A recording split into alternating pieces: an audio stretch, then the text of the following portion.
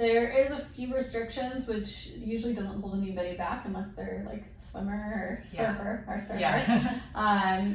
So you can't shampoo or wet your hair for 4 days. You can shower, but there is a healing process with the treatment. So when you put the pigment in, the epidermis is irritated and you don't want the pigment to wash out. So give it a couple days for the epidermis to heal over, everything to lock in, and then they can wash their hair after 4 days. So no swimming, no saunas, steam rooms, or anything like that.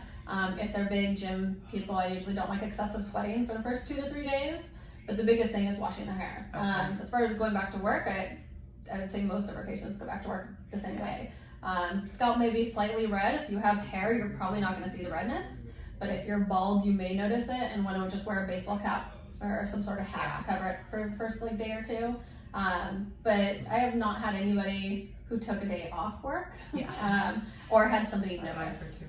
So it is nice. Yeah. Like, there's really no recovery. There's no pain after. Nothing that they have to worry about. It's just washing the hair. Yeah.